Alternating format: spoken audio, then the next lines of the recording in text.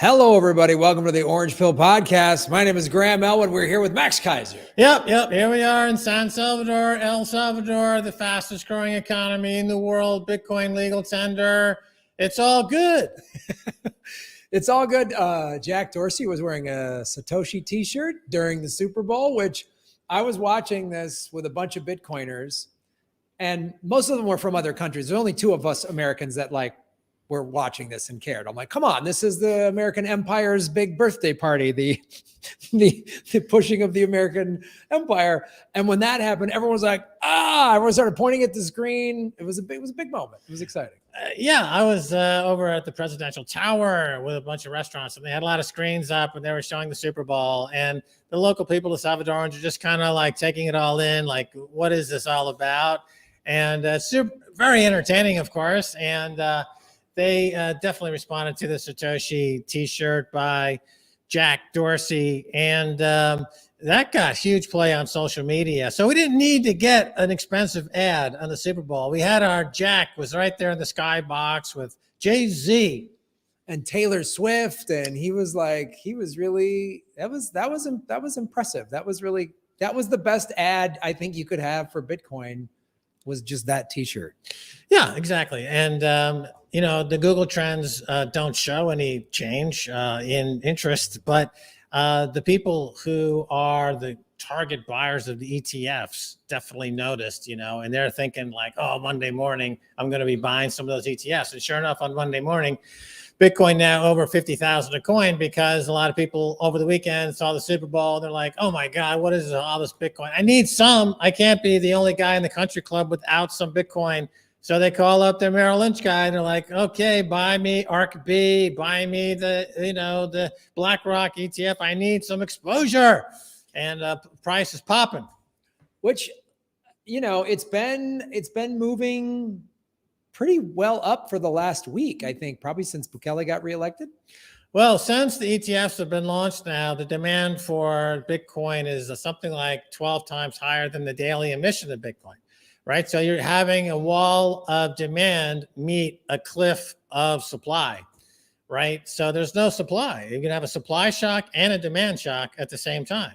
So that's why the price is going to go bonkers on the upside. That's why I have this $220,000 price target, because once this thing gets rolling now, it gets to 50,000. Once it gets to a new all-time high at around 69,000. So every single chart of every single analyst on every single Bloomberg machine flashes a huge buy, then this money starts to roll in, and it's never been easier to buy Bitcoin. Remember, up until these ETFs, to buy Bitcoin was relatively difficult for the average retail buyer, but now it's as easy as buying any other stock. They can go to their Schwab, they can go to Merrill Lynch, anybody like that, and they can buy into a Bitcoin ETF. So it's never been easier, and the interest has never been higher. The fiat money world's never looked worse. And speaking of fiat money world catastrophes, Graham, I couldn't help but notice this story that the Ukraine may freeze the bank accounts to force people to fight this war. Yeah, I'm going to bring that up because this is really. I see you had something else up there. Well, we can talk about that in a second. Okay. But all right, just had that up a second ago. So the Ukraine here it is. And let's put that on the screen. There you see. So Ukraine may freeze bank accounts to push war service. And then the question is asked, is crypto the answer? And I put on Twitter, I said on Twitter, like, yeah, this is why I like Bitcoin.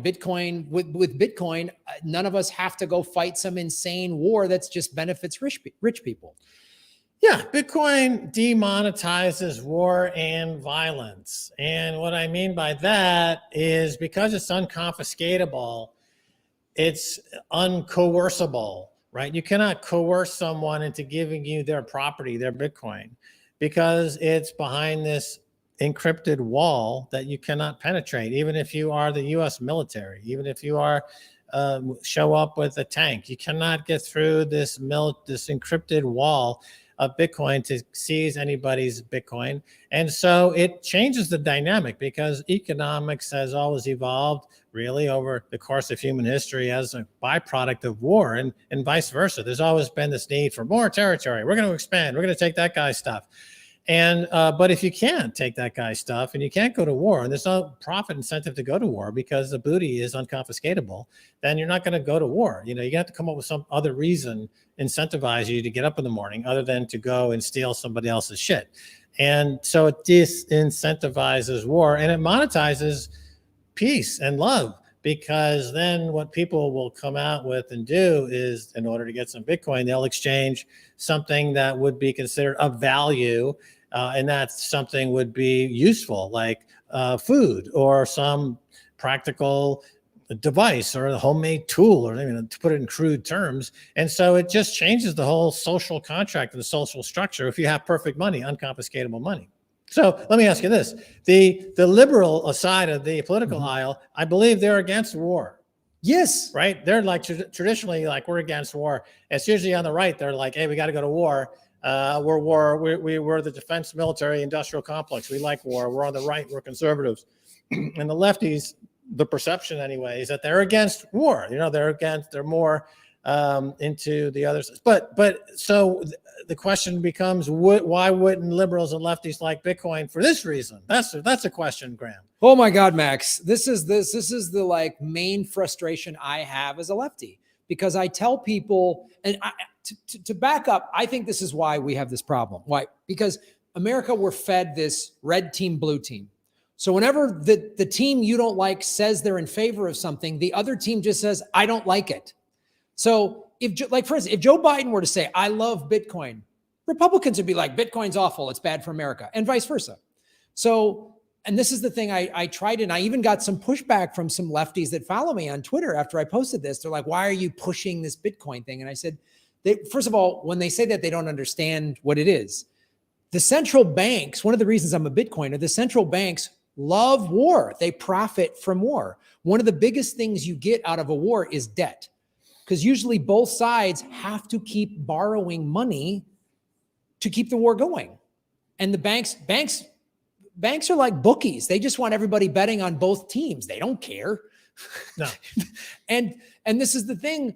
If a government can seize your bank account and say you have to go fight some ridiculous war that only benefits rich people, that's where Bitcoin comes in. And I don't understand. And I really lefties that watch my channel that are watching this is why Bitcoin is anti-war.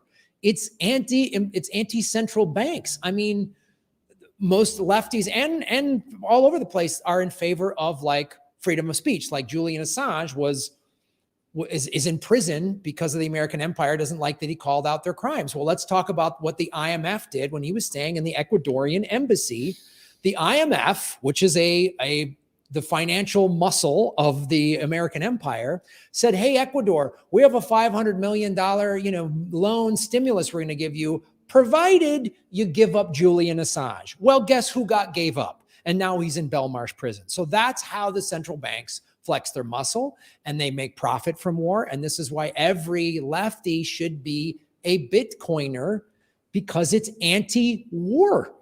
And so Ukraine is a good example, and the Canadian truckers, of course, that's a good example. But with Ukraine, this is something that had all of their wealth been put into Bitcoin, it would not have been seized, right? And that's a very important element to keep in mind. And I think going forward, as the world gets more involved in these wars, that people who might not want to go fight a war, and as you point out, the war is really for the benefit of the banks. They're not ideologically positioned to philosophically, one side is morally right, the other side is morally wrong. No, they're both on the side of the bankers. The bankers are the bookie, and you're just dying for bankers' stimulus checks, essentially, or money printing.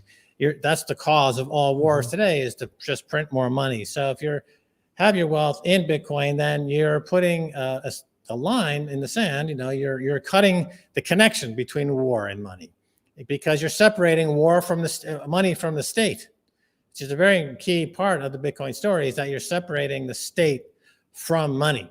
And the state typically has been in the money business now for 300 years or more, as we kind of came out of the Middle Ages and into the modern nation state era. It became really the modern central bank era.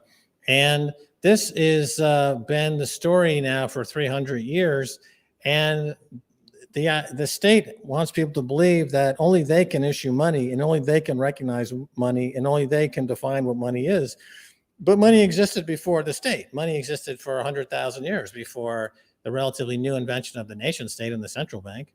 And money will exist after the nation state goes away because of Bitcoin is disintermediating or putting the nation state and the central bank out of business. So money existed before the nation state. Bitcoin separates the state from money. Bitcoin kills the state. Effectively, that's the three-step process. And I think that's the people in Ukraine and the Ukraine war. And this is all going on. And if, the Canadian truckers, another example of how Bitcoin played a role in that conflict. The Canadian truckers were not great at actually storing their Bitcoin, et cetera. So it wasn't as great as it could have been had there been a little bit more knowledge in terms of how to handle Bitcoin, how to store Bitcoin, et cetera, and to go into it fully aware with the Bitcoin. They came into Bitcoin mid-battle, I would say, kind of on the fly as things started to get unruly there. But that's an important lesson going forward is that if, in fact, getting back to the activists out there, activists, again, typically you would equate activism with the left. You have environmental activism, you have civil rights activism, you have different activist groups. Well, if these activist groups are all into Bitcoin, then their treasure that they have to fund their activism is unconfiscatable. So that would be a huge benefit. Well, you make up great points. And I want to propose a scenario. So just going off of the numbers right now, a third of America is against this Israel bombing of Palestine.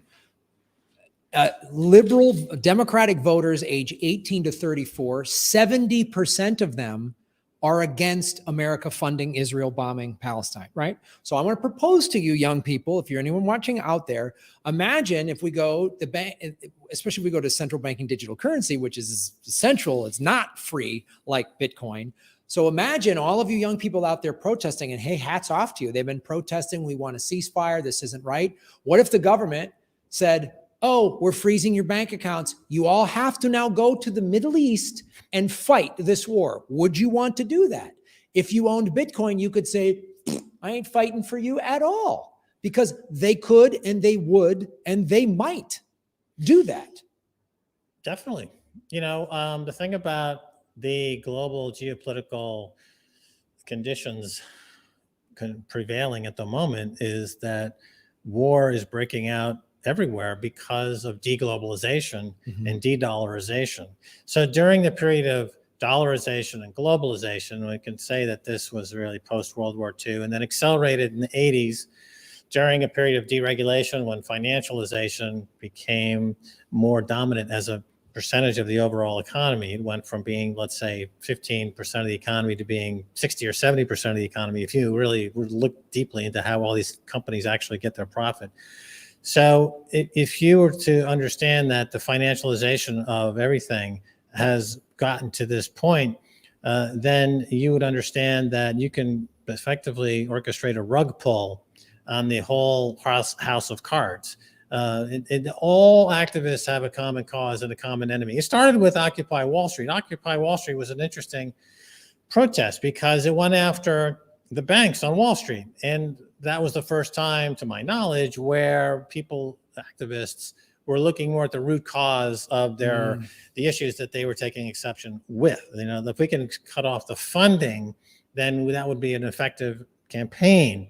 And that's true. But in the story of Wall Street and the money printers, of course, they can just print an endless amount of money. And so it's impossible to really wage an effective campaign. But in the case of Bitcoin, when you're effectively orchestrating a rug pull on the system, because you are defunding the central banks by putting capital into Bitcoin, so that capital ends up going into this unconfiscatable perfect money Bitcoin, and the folks that are in the business of printing all that money eventually just melt down. They're melting down anyway. Right.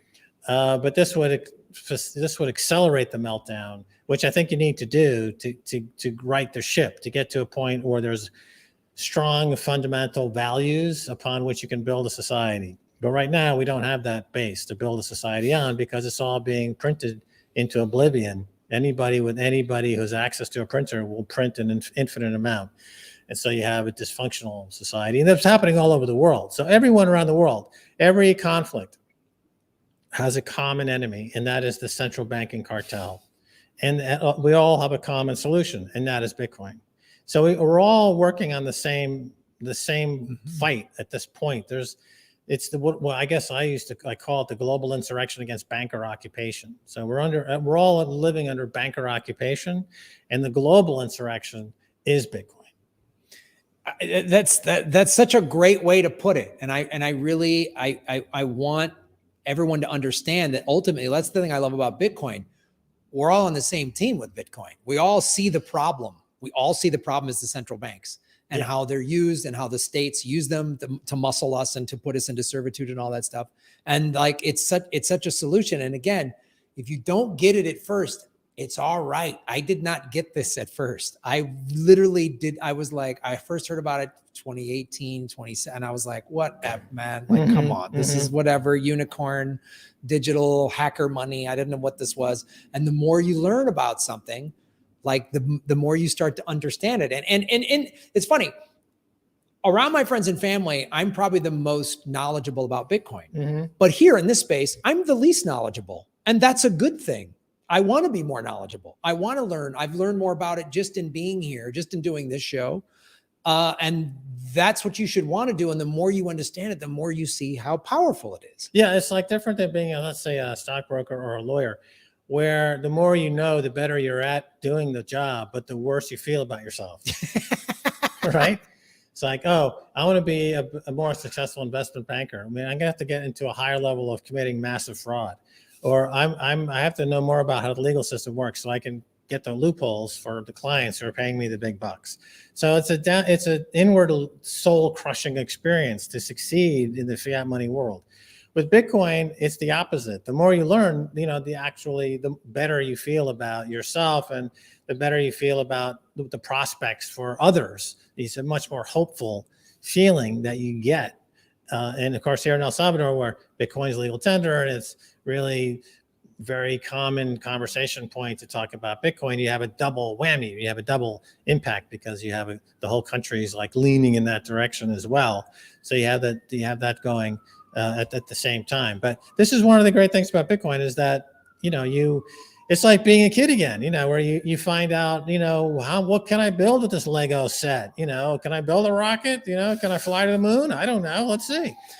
It's so exciting. And I doing my political vigilante show for years, I got to tell you, it was getting depressing because I was just like, oh, the system's broken, another corrupt, these two awful parties. And I'm just like, oh, there's like no hope and everything. And then I started going down the orange pill road, and I was like, it was you and Stacy who came on my show. You guys were like, no, we're crazy optimists. I'm like, what? Are you guys out of your minds? Do you guys not have the news? And then I started to see, and then you come to El Salvador and everyone's like, oh, this is going great. This is good news. It's really cool. And thank you to Alex Das Libe for supporting our show. I enjoy hearing Max's right pitch for Bitcoin. He does left one with Graham. Real question. I work with a bunch of right folks. Excuse the labels. I don't quite understand the question, Alex Das Libe, but thank you. Thank you. Well, I'm happy to take the left's position and to understand it and to try to, because both sides have fundamental ideas that are worth talking about. And so, but they all kind of relate to Bitcoin. We were on Alex Jones recently, and the same thing came up where he's like, he was like, Max and Stacy, I get that you're living in El Salvador and it's great, but tell us what's really going on. What's the real, how close are we to extinction type of thing? And it's like, no, it's everything's good here. I mean, if you don't like where you are, move. If you don't like where you are, move, go somewhere else where you are treated better, your money is treated better, your Bitcoin is treated better.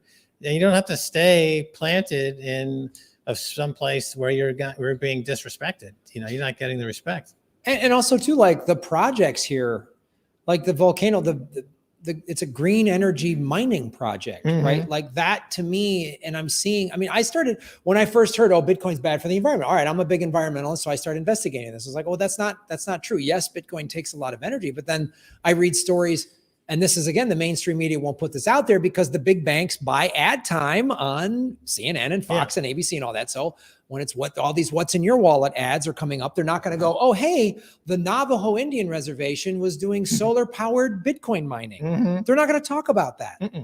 And it's like, so the truth just keeps crushing all of the myths about it.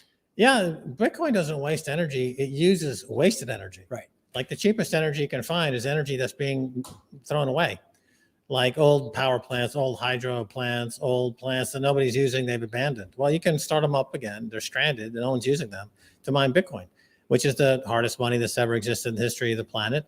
And to the extent that you're defunding the least efficient, worst industry of the planet, without a doubt, would be the war industry, right? It's the most carbon intensive. It causes the most death and destruction. And if you can defund the war industry by funding the Bitcoin industry, not only are you in the greenest industry in the world, that's more than 50% now renewable energy is used in Bitcoin mining, but you're defunding the worst industry in the world, which is the war industry. So yeah, again, it's like the economics there are very, very compelling and very appealing to anybody who says, oh, I'm an environmentalist and I'm pro peace. Okay, well then you're a Bitcoiner. Then you're a Bitcoiner. And Greenpeace should be the biggest advocate of Bitcoin in the world because it's environmentally friendly and they're into peace. It's green peace. Okay, that is an advertisement for Bitcoin. It's green and it's about peace, right? Their whole arguments against Bitcoin are completely misinformed. They put out a lot of information that's dead wrong. I mean, I used to do some campaigning for Greenpeace back, 10, 15 years ago. And this was in Europe, in Amsterdam, and in the Netherlands. And I had a campaign at that time called Karma Bank, where you're defunding corporations using financial, slick, clever financial tricks. And so Greenpeace was interested. And I talked to first of all, a couple of things. I talked to their leader at the time, Gerard Leopold, who was the executive director of Greenpeace. And he made a couple of points. First of all, he said, what I was talking about is accurate, but it would scare the average Greenpeace donor because it's kind of sophisticated and financial, and that the average Greenpeace donor, the people they rely on to throw $5 into a bucket on the street, it would alienate them. So even though what I was saying was correct, it would alienate the donor of the unsophisticated donor. So he didn't want to do it. Then I did some further investigation. And so I said, well, how much money, I found out how much money does Greenpeace have, in the bank, in their strategic reserve, as an organization. So they had about 100 million euros, okay, just sitting in the bank. I'm like, oh, what bank is that? And they told me the bank. And I'm like, the biggest borrower from that bank is ExxonMobil, is Chevron. You're funding the oil companies. You're giving them cheap money.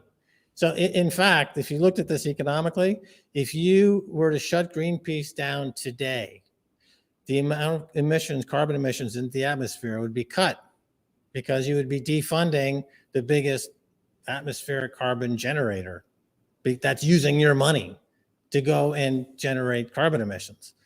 So your economics are horrible. They don't work. But they are the ultimate virtue signaling organization. They love to think that they're doing something positive by showing, a rabbit in a tree crying, and that this needs to stop by any means necessary. If I take myself to a steamroller and throw myself off a cliff, I'm going to epoxy my hands to the tarmac of LaGuardia Airport to save the environment. Well, guess what? They already have insurance against that. They're covered by people gluing themselves to the tarmac. And all you did was make their insurance more expensive, which means they're going to have to borrow money from the same bank that's funding the polluters that you're protesting against. Again, you're causing more of a problem. economically, if you look at the numbers, the actual raw numbers of what you're doing are causing more emissions. You're actually doing the exact opposite of what you think you're doing because you refuse to look at the economics because you don't think economics applies. It's just virtue signaling that if you have the right idea and you feel good about this, that's ultimately what's going to be save the day. But the economics of what you're saying prove that completely false. If you were truly interested in being green and being peaceful, you would embrace Bitcoin. You would put that $100 million in the bank into Bitcoin, number one. And how much power would Greenpeace then have if let's say it did this just a year ago when Bitcoin was at the 28, 29 level? They put $100 million and now we're at 50. How much extra capital would they have to where then they could do stuff like, we're going to look at how the lobbyists work in Washington, right? What if Greenpeace goes, nah, we've got $1 billion of lobby money. We're going to get every green law passed and we're going to do what the Koch brothers have done. Exactly. Only we're going to do it with our Bitcoin capital and we're going to force these laws, because this is the thing that I try to get lefties to understand too. I go protesting in the streets, good for you, that's great, make your voice heard. But I go, the people in power only understand money. They do not care. Like when you threaten their money, then they change their mind. I'll give you a great example of the Washington Redskins football team. Their owner Snyder was like, I'm never changing the name. Everyone's like, that's an offensive name. It would be like saying the New York Kikes or whatever. It's an offensive name, right? Well, during the summer of 2020, when everyone was protesting, Black Lives Matter said, hey, FedEx, we're coming at you. And FedEx said, no, you're not. Hey, Washington Redskins, we're going to pull our $500 million stadium licensing deal. And all of a sudden, Snyder woke up and said, well, we got a new name for the team. We're going to call it the Washington Football Club. All right. That happened overnight because you put economic pressure on FedEx, and FedEx said, we don't want the bad. FedEx crunched the numbers and said, if we're considered the racist shipping department, we're done. Yeah. And now you've triggered me. I know. All right. Now you've triggered me. This line in the middle of the desk. I know. This line is there's between right and left has been breached. Okay, so.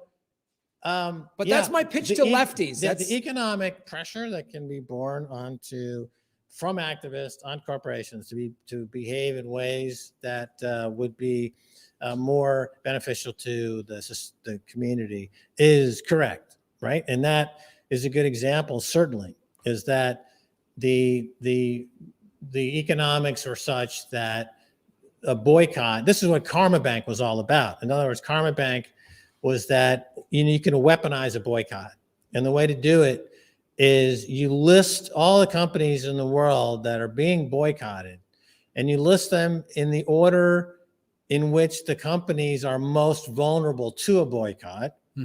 So let's say Coca-Cola, because the stock price is trading at a very high multiple of sales, it would be more vulnerable to a boycott than Exxon, which trades at a low multiple of sales, because the consumer is not as impactful on the conglomerate of Exxon by withholding $1 at the pump.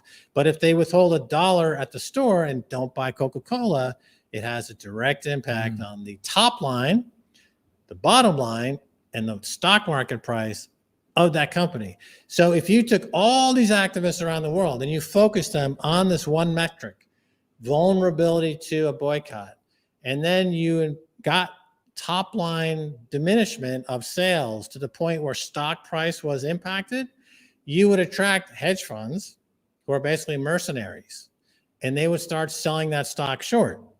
And then stock would go down more, and then that would bring in more activists. So you had a virtuous cycle of co-opting hedge funds in the cause of activism to decapitalize companies that were deemed outside of the benefit of societies. It's called the Karma Bank and Karma Bank Index.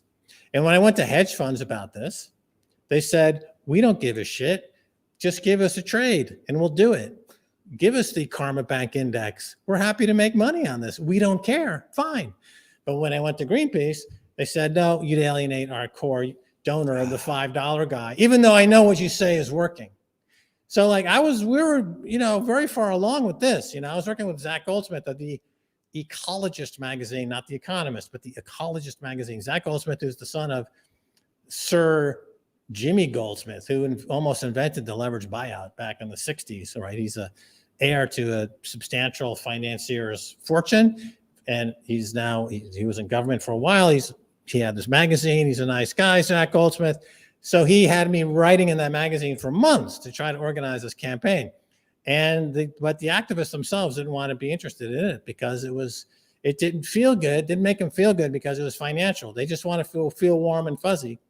So they eventually walked away from it until finding Bitcoin. Then I wrote a piece in the Huffington Post called "Activists Should Look at Bitcoin." I wrote this in 2013. That Bitcoin is the ultimate. I mean, I'm basically an activist. I'm basically a lefty in that sense. But Max, I refuse to talk to people who refuse to look at the numbers. I know. Honestly, Mac, this is why I started watching your show on RT around 2017. Because I was like, I didn't know you personally then, but I was like, you were making such sense. I'm like, you're talking, first of all, you're calling out the bankers as the criminals that they are, because you knew you're from within. You're like a whistleblower in that sense. And you were saying this, and I'm sitting there a lefty. I'm a guy who lost my home to the banking system. I'm just totally disillusioned at that point because I thought, oh, he's just as awful as Bush. They're all awful. I hate both parties. They all, Biden, Trump, all of them, lock them up. If I was president, I would perp walk those guys across the north lawn of the White House. That's what I would do. That would be my Bukele tactic. Those are the criminals in America causing the most problems, is all of them. And I started hearing you say these things, and I'm watching RT, and I'm also watching Chris Hedges on Contact, who's super lefty, but he was also very critical of like the liberal establishment. This is the thing I liked about Hedges in his book, Death of the Liberal Class. And I was like, wow, these guys are like, you were saying some of the things he was saying, but you were saying them in the mechanics of banking and finance on how to do this. I'm like, yes, that's way more effective. Like, I'm an environmentalist. I always get mad when the environment, like these idiots that throw ketchup on a painting or whatever. Yeah. Or set, I mean, this was a big thing 20 years ago. They would setting SUVs on fire. I'm like, that's so bad for the environment, you dipshits. Yeah. Like, and you were making sound financial sense. And you were talking in a way, and activism. And some of my friends were like, you know, and I'm like, and I knew, I'm sure maybe on certain issues you might be more right or whatever, but I was like, the ultimate thing that you're saying, and this is why I was like, ding, the orange light went off with me with Bitcoin. I was like, oh, we can all use this. And it is frustrating when you have a great idea like you did. You went pretty high up the ladder, I'm sure, at Greenpeace. And then they went. Yeah, talk to the main guy, Garrett Leopold. He's the main director. Okay, we got in the office with him, with Zach Goldsmith, who's a billionaire, and Skyon, am I saying that word correctly? But of the Goldsmith family, which is huge in London. But, you know, at RT, we had Chris Hedges, we had Lee Camp, we had Abby Martin. You know, these are all similar ilk. Yes. And I'm on there, Max and Stacey are on there, you know, and we're always chatting and talking, like we're all kind of in the same bailiwick, you know, and which is also ironic because the network was referred to often as being a right-wing network. And yet those people are so left. It's not a right. These are lefties. Clearly these are lefties because, you know, the lefties in the United States, you know, they have a very bad media time of it, you know, because like Air America was a disaster. Yep. And then Cenk Uygur is, I can't always, I apologize. I'm really bad with names, but I believe this is the correct pronunciation. Cenk Uygur. Cenk Uygur.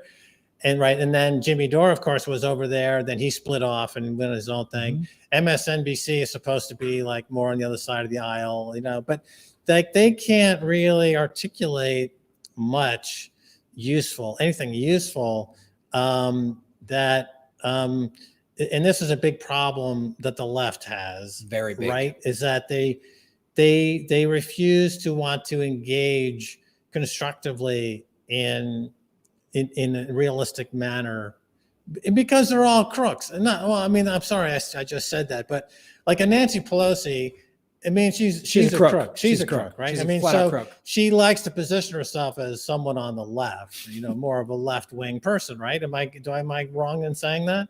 Yeah, I mean, I laugh because I'm not laughing at you. I'm laughing. That's what the joke. The Democratic Party calls themselves the left. Yeah, but they're the left of what? I Yeah. mean, they're corporate, right wing, pro war, pro banking, but they have it. I just call them Goldman Sachs with a rainbow flag. That's all they have. They're just right. Okay, so where is like the real left? There needs to be a left. I wish there was a left. There isn't one. I mean, when George Galloway did his testimony in front of Congress, that was a guy from the left who cleaned up, who made everyone imagine if America had like 50 George Galloways who are like actually of the left, and you'd have a great dynamism going on there. This is the thing, and it's the thing we all talk about. I mean, I'm very good friends with Lee Camp, and I know Abby, and I've had Chris Hedges on my show, and in other conversations I've had with people like Ron Placone or whatever.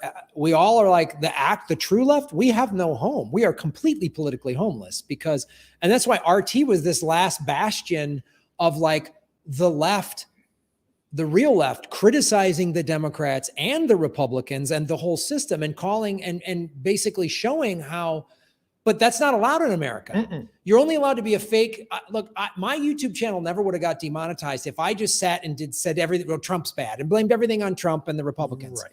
And just said, oh, Biden's not perfect. If I did that, I would have never been touched. If you pick one of the dumb teams, and say the other team's bad, then you don't get censored. But if you're the real left, like all those people, like everybody loved Chris Hedges when he was calling out Bush. Lying about weapons of mass destruction. Mm-hmm. But then when he started calling out Obama for dropping more bombs than Bush, then it's like, nope, quiet. Yeah, like I've always felt that I identify mostly as right of center, but I would always be sympathetic to the folks on the left, and I would try to feed them these ideas, the very subversive ideas. Like Karma Bank is subversive.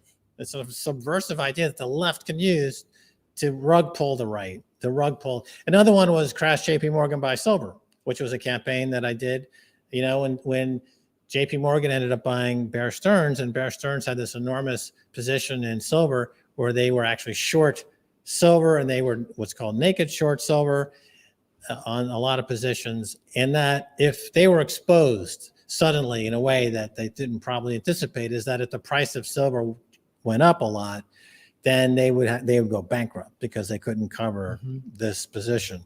So and the price was $15 an ounce. So we started Crash JP Morgan Buy Silver.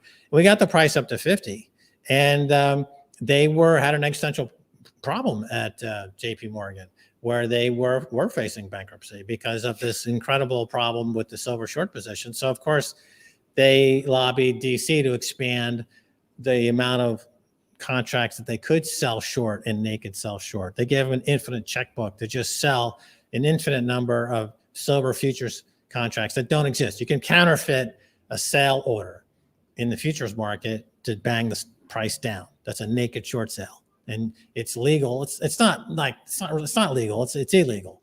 But the way that they get around it is that in order to avoid having to pay any penalties for this, they are very lax in what's called reconciliation of trading.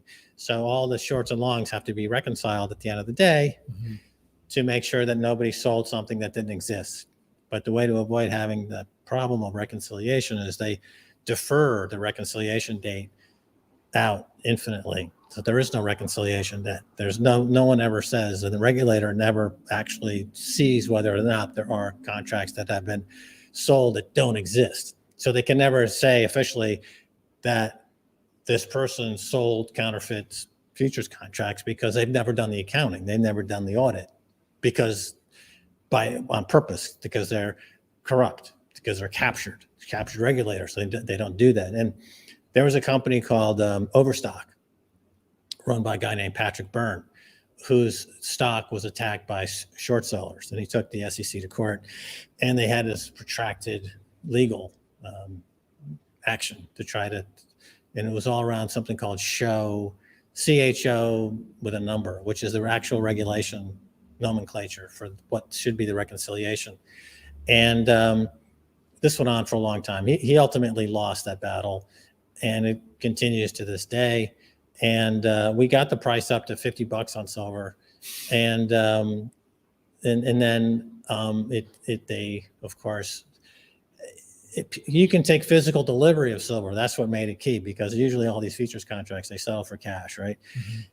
But if you remove the physical silver from the market, then you are making it impossible for them to float even bogus contracts. So the idea was just to buy silver. If everybody in the world bought 5 ounces of silver, you could kill JP Morgan dead, essentially. So I did the math on this. It was something like just everyone buy 5 ounces and Jamie Dimon's out of a job.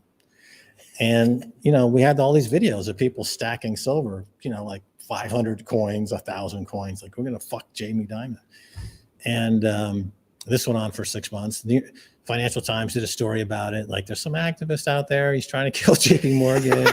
And we don't think it's going to work. But, if you look at my Wikipedia page, they cover it and they say something like, Max Kaiser. And then the UK press said it was a fantastical scheme. So like they were trying to talk their way out of this. And, but that was a subversive campaign from me, the capitalist, subversively giving the lefties a way to rug pull.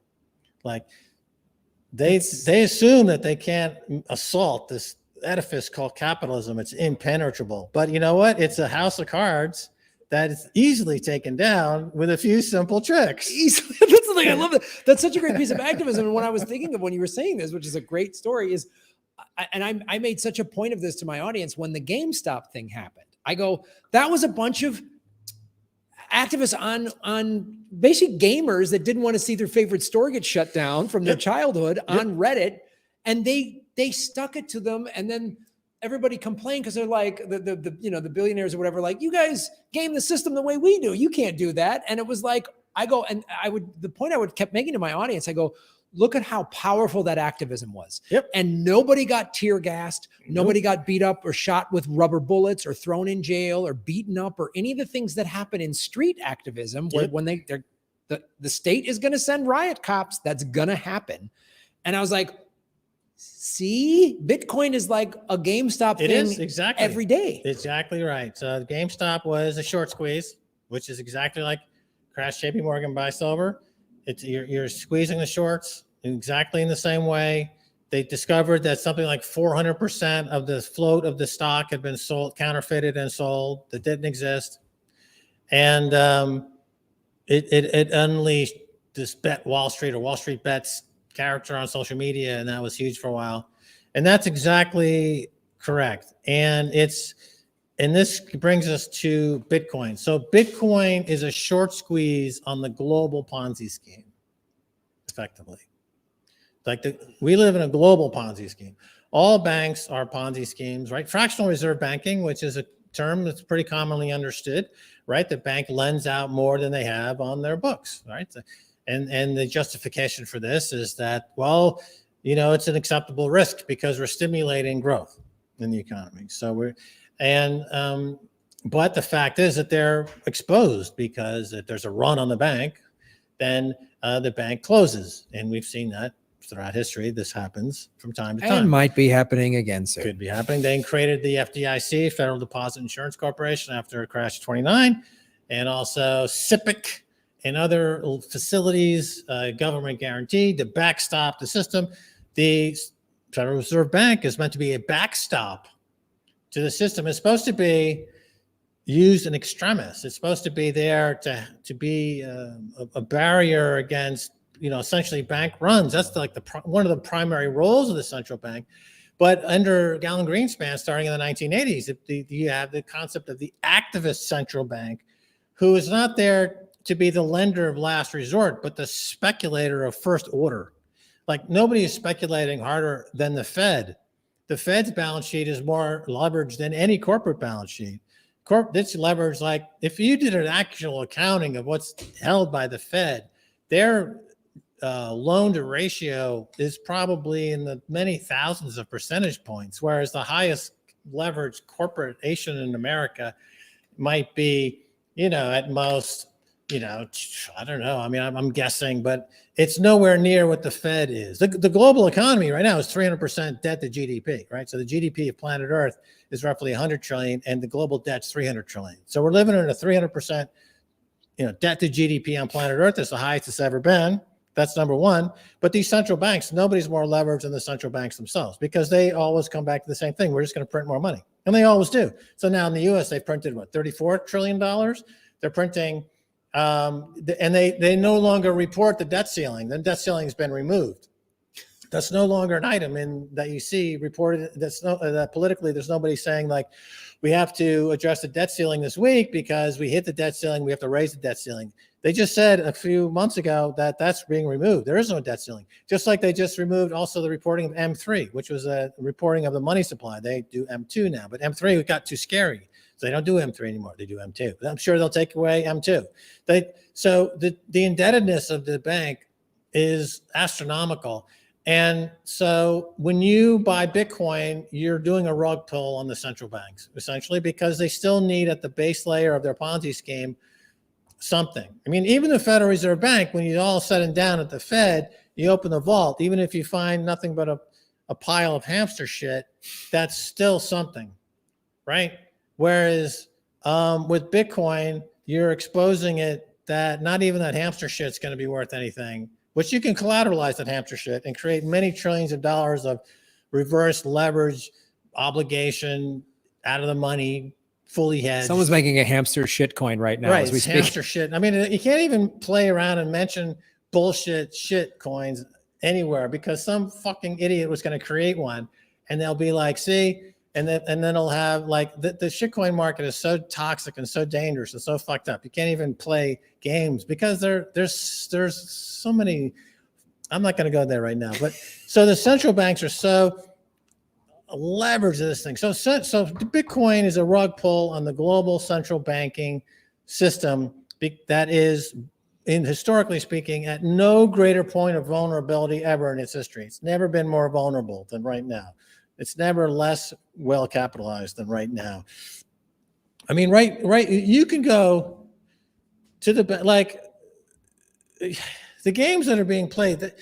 They don't just like, for example, Jay Powell just doesn't call up Jamie Dimon and send him $1 trillion, right? That's not how it works. But what they do is they let Jamie borrow an infinite amount of money from the Fed at 2%. And allow him to lend it back to the Fed at 3% on the same day. That's a known operation with some fancy name. So they can't write the check to Jamie Dimon, but they put it under the machinations of a scheme like this that I just described, and they'll say that this is necessary for whatever reasons. But it's the same as just writing Jamie a check, and it's just outright corruption and fraud. But it's all couched in these highfalutin, multiple layer Ponzi scheme-esque bullshit, which we've been reporting on for 20 years, which is always kind of the same bullshit, but they have different names for it. Like quantitative easing is actually a fancy name for debt monetization. Right? The debt monetization is you buy the debt, you issue debt and you buy it. So we used to make fun of banana republics, like in Central America, like in El Salvador, because these countries would issue debt and then buy their own debt. So there was this debt monetization. So you're the only buyer of your own debt. So how does the value of your currency sustain itself? It doesn't. Your currency collapses. So in the United States of America, nobody wants our debt. So we buy our own debt, but we don't call it debt monetization. We call it quantitative easing. And the differentiation that they'll tell you, that the central bank will say why it's not debt monetization, is because they plan to end the scheme someday. See, if it was debt monetization, it would be open-ended. But we plan to end quantitative easing someday. So it's not. It's quantitative easing. So now, recently, they've gone from quantitative easing to quantitative tightening, they say. But they open the spigot to what I just described. You can borrow money from the Fed and lend it back at a higher interest rate and just print money anyway. Like there's always more money being printed in one way or another. And then they just change the language. They change who's doing what to whom. They rearrange the deck chairs on the Titanic, but it's still sinking. And It's getting really bad. Like the interview with Tucker Carlson and Putin is, it's just basic facts. It's not anything but facts. The fact is Russia's and the BRICS were 80, 90% using dollars. Now it's down to like 13%. And they're not getting out of the dollar. So who's going to be buying these debt? Who's going to be buying the dollars? Where's the dollar used? And if it's not used, then you have to print more to make up the difference, which means it's inflation, which means that all these videos of these 20-year-olds on YouTube saying, I can't live. I make $2,000 a month. My rent's $1,700. I can't afford food. I have 4 years of college. Well, those are going to be multiplying in the many, many tens of thousands. But no one's going to be able to afford anything, really, because this inflation is an intractable and runaway problem. It's not going away. It's getting much worse because they are in a debt spiral. There's the theory since Reagan, trickle down, was that you print money effectively, lower taxes, the GDP boost would create enough taxable revenue to pay down the debt. That's the theory. But of course, it never, ever, ever, ever, never, ever came close. I mean, under Clinton, actually, his first few years, debt was a little less because of the dot-com boom. There was a boomlet in the 90s, and it kind of like the falling U.S. economy hit a tree branch on the way down, and then that branch broke, and then it started to go down again. But there was a little buffer there for a few years under Clinton 1. So, but it's just continues to go down. So now you're into this debt spiral where it takes, 30 years ago, for every dollar in debt, they would get $1 in GDP. Now I think they have to issue $5 to $6 in debt to get $1 in GDP. And it's just continuing to get worse and worse and worse.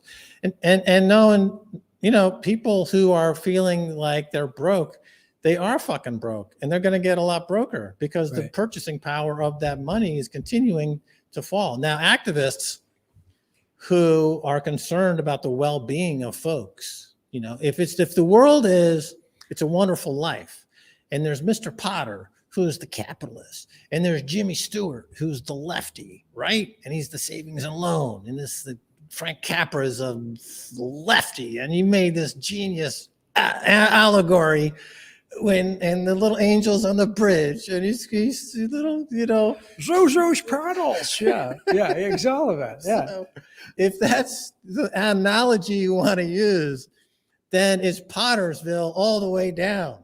It's nothing but Pottersville. It's getting worse. I mean, if every single mom in America is on OnlyFans, what the fuck are we talking about? What kind of society do we live in? Hey, I saw your mom today on OnlyFans. What the fuck is going on here? This is no Norman Rockwell. Never had mom showing her tits on OnlyFans. That's no Norman Rockwell painting I can remember. Somebody on the internet make a Norman Rockwell watching somebody's mom on OnlyFans. Somebody's got to do that. There's got to be an AI. Little Timmy, there's mom in front of the OnlyFans camera, flashing her, swinging her tits around, in that Norman Rockwell style. It's so wholesome. This is where we're at in America. It's not getting any better. Except that mom's won't be able to feed her children, not even on OnlyFans. Right, because she'll be making 100, 200 grand a year in OnlyFans, but her rent will be $6,000 a month or so. She won't be able to afford inflation. It's not, Gallon of milk will be 10, 15 bucks. So, this is what Bitcoin is fixes this, because you can't print it. Right. You can't print it up no matter what the demand is. So the other thing I say to activists too, when they're like, yeah, but Graham, it'll be another thing. A bunch of rich guys will control it. I said, every piece of Bitcoin you buy, they can't have it. There's only going to be 21 million. Right. So just try to own even a half of one. I mean, if you want we talked about this last time. If you want a full Bitcoin, you are ahead of so many people. And that's why I'm like, go put, I just have to put 5 to 10% of your assets in Bitcoin just to play it safe. If just if you got $2,000 in the bank, let's put $200 in Bitcoin, just and tuck it away, put it on a cold wallet. There's plenty of videos online on how to do that. Learn what it is and just sit, and you'll 5 years from now, you'll go, thank God I listened to that whack job surfer Lefty and his buddy Max. I'm so glad I listened to these two psychos that just do Alex Jones and Michael Saylor impressions all day and talk about people's moms on OnlyFans. You speak the truth. It's absolutely correct. The ability for self-preservation. Talking about the Palestine situation. Again, in 12 years ago, I was like very publicly on my show, I was telling the Palestinian central bank, they have a central bank. I was like, you should put everything in a Bitcoin, and you could and in 10 years you'd be able to buy Israel. But of course that message didn't get through. I have like huge popularity in the Black community in America and around the world because, I was very adamant on Kaiser Report talking to Black men in America saying, buy Bitcoin now as a way to, it's why you can't take your money. Yeah. Okay. I mean, those are the terms that I would use because, and I think it's appropriate in this case. It's money that cannot be seized, and Black communities constantly. You look what happened in New Orleans after the hurricane there. All the Ninth Ward, everybody's house got stolen and turned over to the developers. It was like one of the only thriving Black communities in America, built up over many generations, and boom, the land grab. Yeah, land grab came in, took it all, gone. And this happens over and over and over again. Right? So the Black community, put your wealth into Bitcoin as much as you can. Whitey can't get it. I mean, is this an appropriate phrase to use in this instance? Why not? I mean, fuck it, it's just language. It's not going to kill anybody. I'm a cracker. I can use, I can use the C word. I can use Whitey. I can say Whitey. I can say cracker. I can say honky. And by the way, I don't castigate people and force them to say, oh, that's the C word. I'm happy. You can say cracker. Yeah, okay. Go say it. Cracker. I'm fine with the cracker. Call me a cracker. I don't give a shit. But I'll tell you this. If you want unconfiscatable wealth, put it into Bitcoin. So, Isaiah Jackson, who wrote Bitcoin in Black America, great book. On page 12, it says he learned about Bitcoin from Max Kaiser, a notable white man. I am a notable white man, which if Black community terms is about the highest compliment you can get, right? It's like Tariq Nasheed, who's a Black nationalist. Yeah. He would say he would never even go that far as to call me a notable white man. I think I was on his spaces recently and he referred to me in a way, he didn't say anything derogatory about me. That's about as much as I could expect from Tariq Nasheed, but that's fine. I'm happy with that. He does good work. I think he's an important documentarist, mm-hmm. And he's been super generous with his time. He's been on my show several times, and I think his point of view it's a really valuable point of view. Yeah. And I like getting into it. And it's like because it's fascinating, it's important. If there's a precedent for it.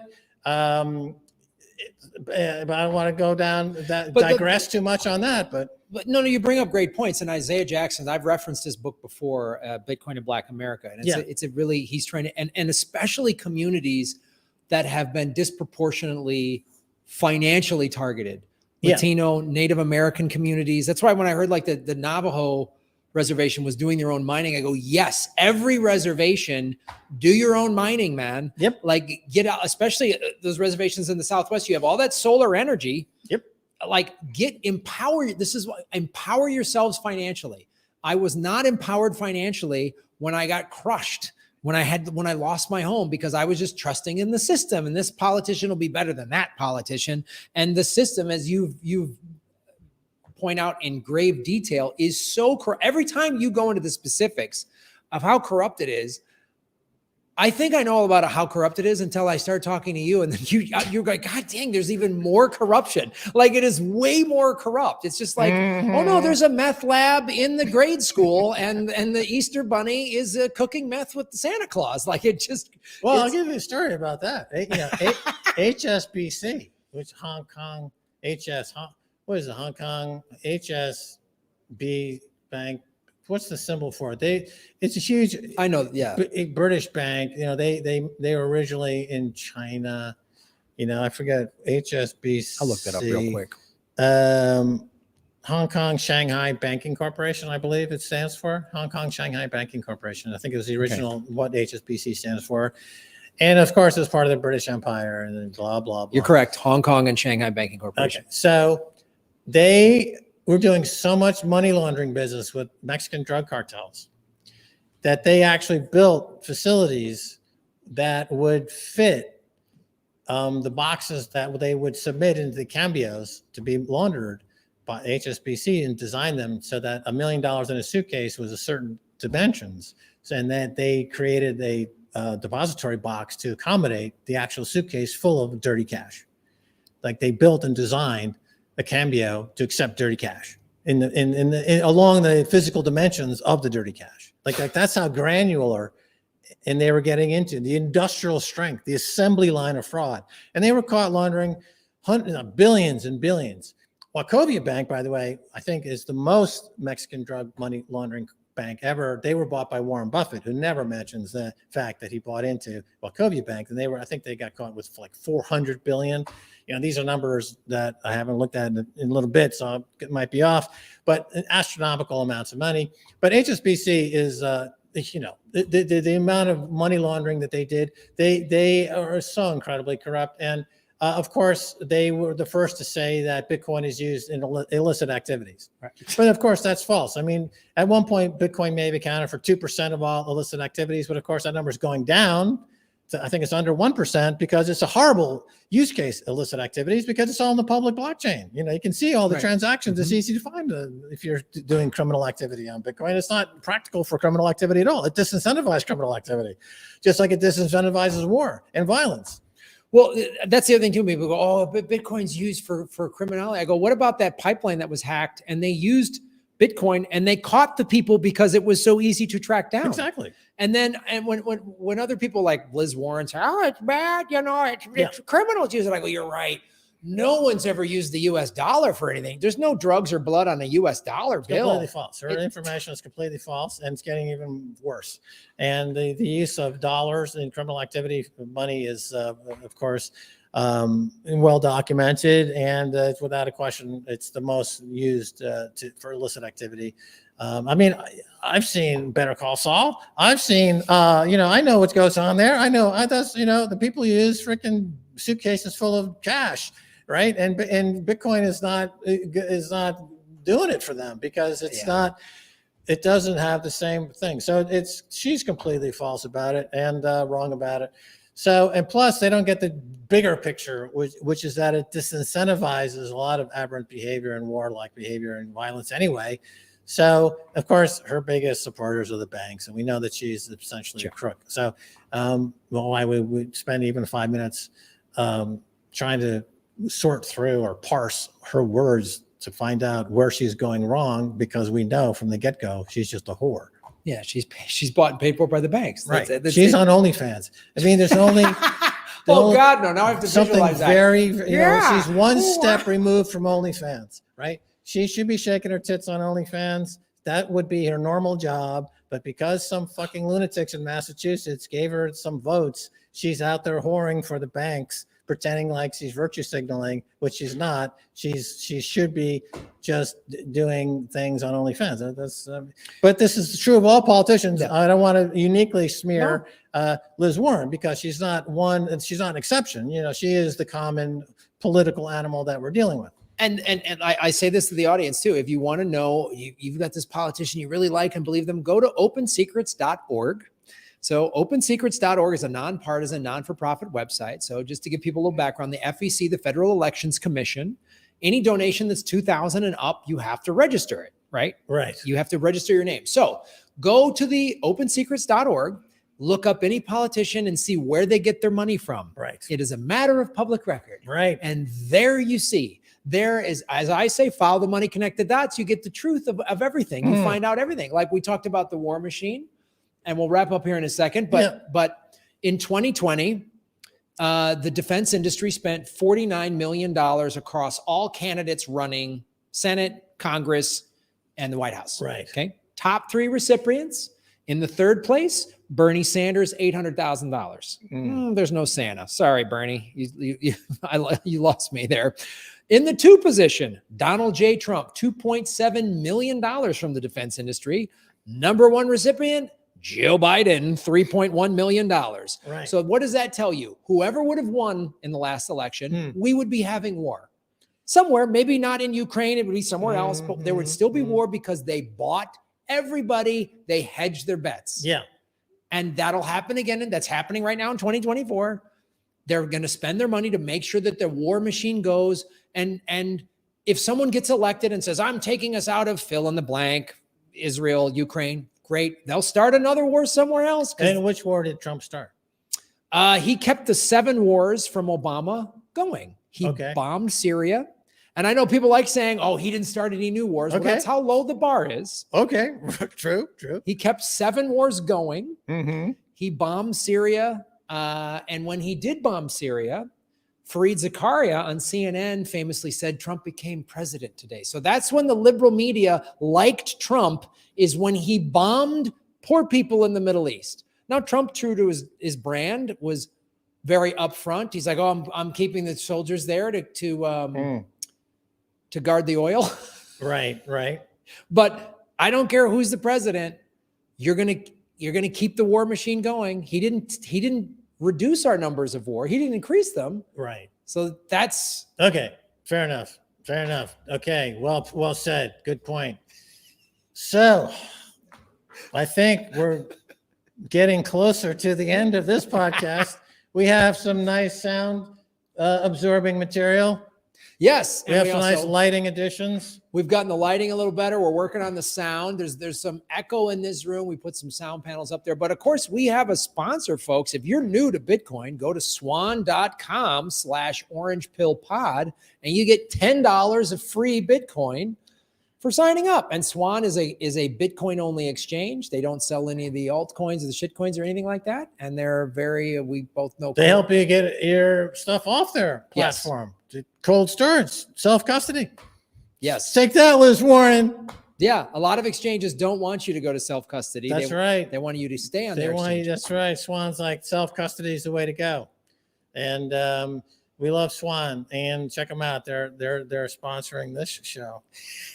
You know, they must know what they're doing. They must know. They must know if they sponsor this show. Because if it wasn't for them, Max and I would both be doing OnlyFans. I'd be on OnlyFans right now. But, I should read OnlyFans. I got the best legs in Bitcoin, and I bet you I could probably make a killing on OnlyFans.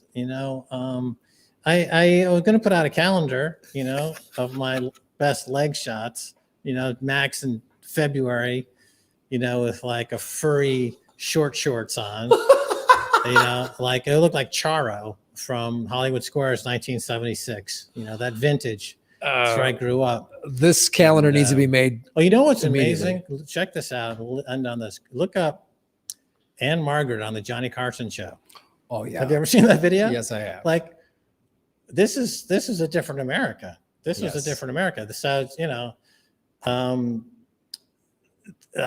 about OnlyFans. So Anne Margaret, it's just check out this video. But this was a different America. This was really the 70s were just a totally different era. Yes. The era that we're in now, the deplatforming era, the censorship era, is really stifled a lot of the culture. And not that this necessarily high culture. High and low culture they're both, entertaining in their own way. It's like, if we were truly a free society, we would have freedom of the speech. We don't have it. We don't have freedom of press.